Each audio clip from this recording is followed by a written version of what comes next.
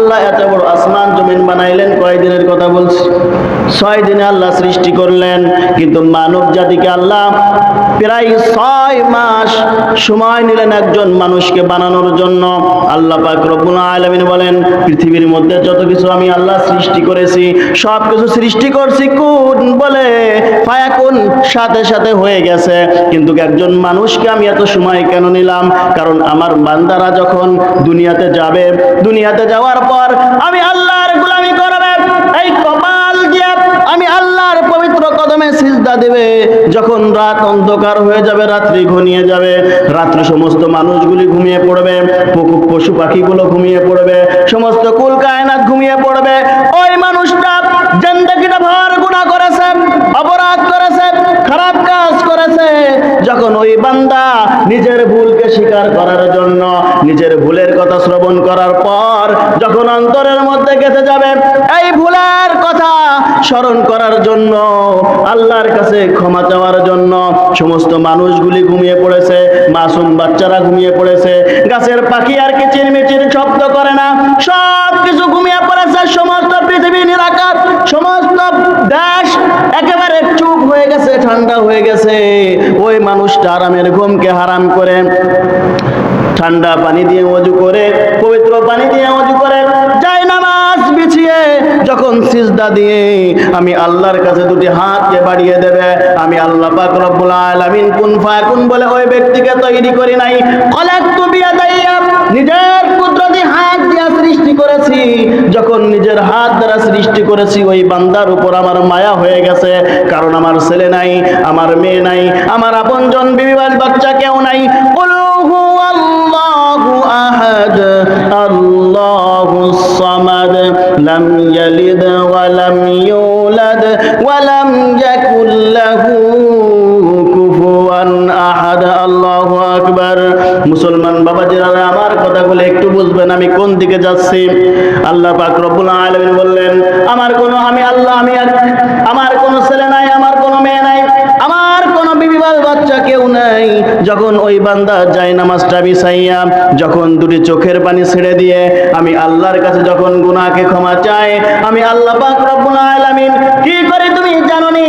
আমি আল্লাহ পাক রব্বুল আলামিন বলে দিয়েছি, কুল ইয়া ইবাদিয়াল্লাযীনা আসরাফু আলা আনফুসিহিম লা তাকনাতু মির রাহমাতিল্লাহ ওয়া লা ইয়াগফিরুয যুনুবা জামিআ ইন্নাহু হুয়াল গফুরুর রাহিম।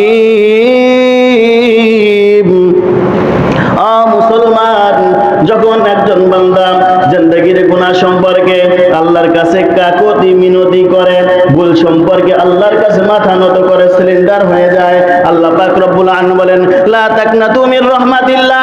হাজার বার গুনাহ করার পর আমি আল্লাহর রহমত থেকে তুই সরে যাস নাই, আমি আল্লাহর রহমতের দিকে ফিরে এসেছিস। লা তাকনাতু মির রাহমাতিল্লাহ ওয়া লা ইয়াগফিরুয যুনুবা জামিআ। যখন আমার রহমত থেকে তুই সরে যাস নাই, তোর গুনাহকে আমি কি করছি জানোনি? তোর সমস্ত গুনাহকে আমি একত্রিত করেছি। কি করেছি জানোনি? ওয়া লা ইয়াগফিরুয যুনুবা জামিআ। সমস্ত গুনাহকে একত্রিত করে ওই গুনাহটাকে আমি আল্লাহ পাক রব্বুল আলামিন নেক দ্বারা পরিবর্তন করে দিয়েছি। তাহলে কি করলো? গুনাহটাকে আল্লাহ নেকি দ্বারা পরিবর্তন করলো। কারণ কি? বলো আমার রহমত থেকে সরে যায় নাই। ওই বান্দা হাজার গুনাহ করার পরও সে বুঝতে পেরেছে আমি অপরাধ করেছি। কি করেছি? অপরাধ করেছি। ও মুসলমান, আল্লাহ বলেন সমস্ত গুনাহকে আমি একত্রিত করে আমি ওর জিন্দেগির গুনাহটাকে ক্ষমা করে দিয়েছি। এরপরেও মানুষ ভালো করে বুঝে নাও, আমি আল্লাহ তোকে 24টা ঘন্টা সময় দিয়েছি। কয় ঘন্টা? দিনে কয় ঘন্টা? 24 ঘন্টা। এই 24 ঘন্টা তোকে আমি দিয়েছি। এরপরে আমি আল্লাহ পাক রব্বুল আলামিন বলে দিয়েছি, মা খালাকতুল জিন্না ওয়াল ইনসা ইল্লা লিয়াবুদুন।